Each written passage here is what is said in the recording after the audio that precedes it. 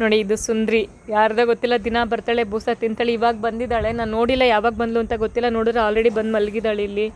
So ಈಗ ಬೂಸ ಕೊಡೋ ತನಕ ಹೋಗಲ್ಲ. ಎಲ್ಲರೂ ಹೇಳ್ತಾರೆ ಯಾರು ಹಾಲು ಕರ್ಕೊತಾರೆ, ನೀನು ಯಾಕೆ ಊಟ ಕೊಡ್ತೀಯ ಅಂತ.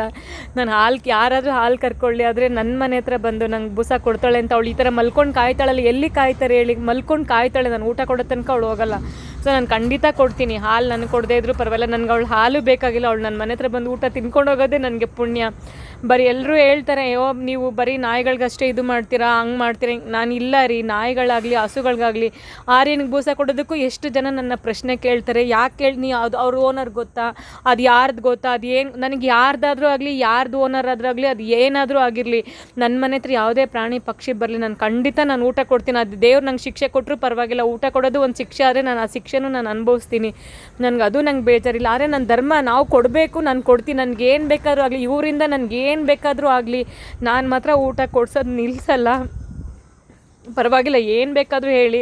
ಆರ್ಯನೂ ನಾನು ಕಾಪಾಡಿದ್ದೀನಿ. 6 ತಿಂಗಳು ಹಾಸ್ಪಿಟ್ಲಲ್ಲಿ, ಅವ್ನಿಗೆ ಗೊತ್ತು ಯಾವ ಸಿಚುವೇಶನ್ ಇತ್ತು, ನಾನು ಕಾಪಾಡಿದ್ದೀನಿ ಅನ್ನೋದು ಖುಷಿನೂ ನನಗಿದೆ. ಯಾಕೆಂದರೆ ಹೋಗೋ ಜೀವನ ನಾನು ಉಳಿಸಿದ್ದೀನಿ. ನೋಡಿ, ಯಾರ ಮನೆ ಹತ್ರ ಬಂದು ಹಿಂಗೆ ಕಾಯ್ತಾಳೆ. ಅದಕ್ಕೆ ಹೇಳ್ತೀನಿ, ಆರ್ಯ ಬೇರೆ, ಅಶ್ವ ಬೇರೆ, ಇವ್ರು ಬೇರೆ ಎಲ್ಲ. ಯಾರಾದರೂ ನನ್ನ ಮನೆ ಹತ್ರ ಬರಲಿ, ಅವ್ರಿಗೆ ಮಾತ್ರ ನಾನು ಊಟ ಕೊಡೋದೇ ಕಳಿಸೋದೇ ಇಲ್ಲ. ಇವಳಿಗೂ ನಾನು ಬೂಸ ಕೊಡ್ತೀನಿ.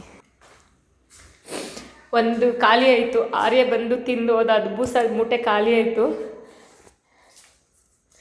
ನೋಡಿ, ಇನ್ನು 3 ಮೂಟೆ ಇದೆ. ಈ ಸತಿ 4 ಮೂಟೆ ತರಿಸಿದೆ, 3 ಮೂಟೆ ಇದೆ. ಅದೇ ಇವರು 1 ತಿಂಗಳಿಗೆ 6 ಮೂಟೆ ಬೇಕು, ಖಾಲಿ ಮಾಡಿಬಿಡ್ತಾರೆ. ದಿನಕ್ಕೆ 2 ಸತಿ ಬರ್ತಾನೆ ಆರ್ಯ. ಅಶ್ವ ಆದರೆ 2 ಸತಿ ಬರ್ತಾನೆ, ಅಶ್ವ ಬಂದುಬಿಡ್ತಾನೆ. ಇವಳು ಮಾತ್ರ ಒಂದೇ ಸತಿ ಬರ್ತಾಳೆ. ಇವಾಗ ತಿಂದೋದ್ರೆ ಇವಳು ಮತ್ತೆ ಬರಲ್ಲ.